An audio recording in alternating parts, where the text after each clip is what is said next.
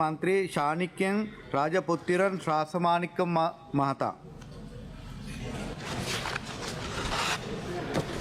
ගරු කතානායකතුමනි එක්සත් ජාතීන්ගේ මානව හිමිකම් කොමිසමේ කොමසාරිස්වරයා විසින් පසුගියදා පැවති මානව හිමිකම් කොමිසමේ වාර්ෂික සමුළුවට ශ්‍රී ලංකාව පිළිබඳ වූ වාර්තාව ඉදිරිපත් කරන ලදී.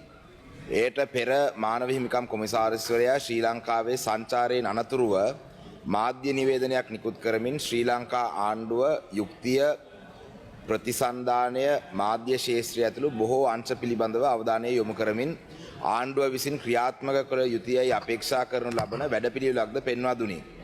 මෙම පසුබිම සැලකිල්ලට ගනිමින් මතු සඳහන් ප්‍රශ්න ගරු අගමැතිතුමිය වෙත යොමු කරමි. අංක 1.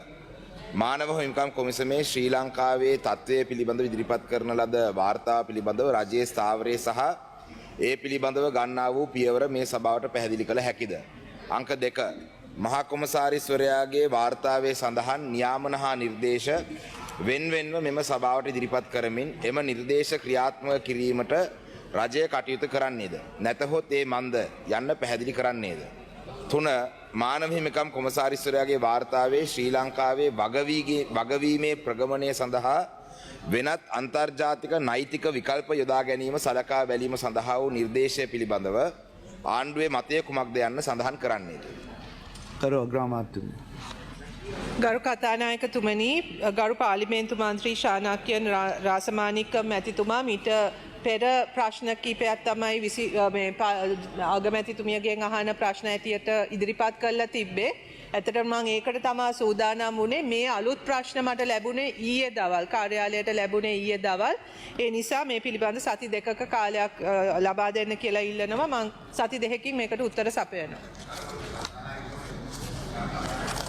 ගරු ශාණික්‍යන් මන්ත්‍රී අනාගතමනි අග්‍රාමාත්‍යතුමාය ලෑස්තිලා ආපු ප්‍රශ්නෙට එහෙනම් පිළිතුරු දෙන්න කියන්නේ මොකද මම යොමු කරපු ප්‍රශ්නය ඒක පාර්ලිමේන්තුවේ මේක නැෂනල් ඒ කියන්නේ මොකක්ද ඒකට කියන්නේ පොලිසි ස්ටේට්මන්ට් පොලිසිස් පිළිබඳව ප්‍රශ්න කරන්න පුළුවන් කියලා ඒක වෙනස් කරන්න අවශ්‍ය වෙයි කියලා කියපු නිසා තමයි ඔක වෙනස් කරේ.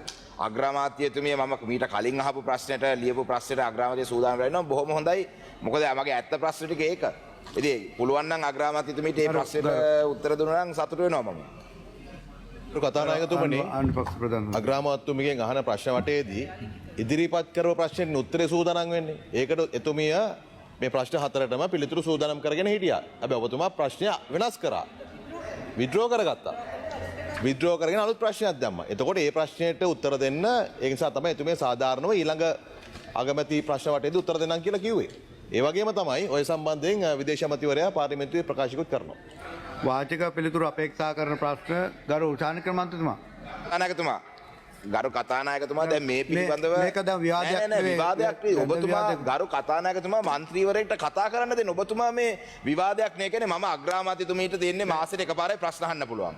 මම ප්‍රශ්න මේ පිළිබඳ ගැටලුවක් තියෙනවා. ඒක අහන්න දෙන්නකෝ. ඔබතුමා විවාදයක් කරගන්නවා කියලා හිතන්නේ බෑ මේකක්. ගරු කතානායකතුමා මම අහන්නේ දැන් මම ලියලා දුන්න ප්‍රශ්නේ මම අන්තිම මොහොතේ මම ඉල්ලා ආස් කරගෙන මම වෙන ප්‍රශ්නයක් දුන්නා කියන එක මේක වැරදි මතයක්. මම ලියලා දුන්න ප්‍රශ්නය ඒක ස්ටෑන්ඩින් ඕඩර්ස් යටතේ it has to be on a policy matter therefore මේක වෙනස් කරන්න කියලා ඉල්ලීමක් කරපු නිසා තමයි මම වෙනස් කරේ. එතකොට දැන් මේ මම ලියලා දුන්න ප්‍රශ්නේ මම වෙනස් කරගත්තේ නැහැ. හැබැයි කතානායකතුමා මට තේරෙනවා ඇයි මේකට උත්තර දෙන්න කැමති නැත්තේ කියලා. මොකද ජෙනීවා මානව හිමිකම් කොමිසමේදී ආණ්ඩුව ගත්ත ස්ථාවරය පිළිබඳව ආණ්ඩුවට උත්තර දෙන්න බෑ. ඉතින් ඒක නිසා මේක මේ ප්‍රශ්නේ වැදගත් ප්‍රශ්නයක්. මේක ජාත්‍යන්තරයේ දැන් බලන් ඉන්නවා. The international community has said do actions no assurances. එතකොට ඇක්ෂන් නැති ඒ කියන්නේ කිසිම වැඩක් කරන්නේ නැති නිකම් පොරොන්දු විතරක් දීම පිළිබඳව කියලා තියෙන අවස්ථාවක මේ මගේ ප්‍රශ්නේ පිළිබඳව ගැටලුවක් තියෙනවා කියලා මේකේ ප්‍රශ්නේ පැන යාමක්. ඒක අසාධාරණයි කතානායකතුමා. අනුපක්ෂ ප්‍රධාන සංඝනායකතුමා. කතානායකතුමනි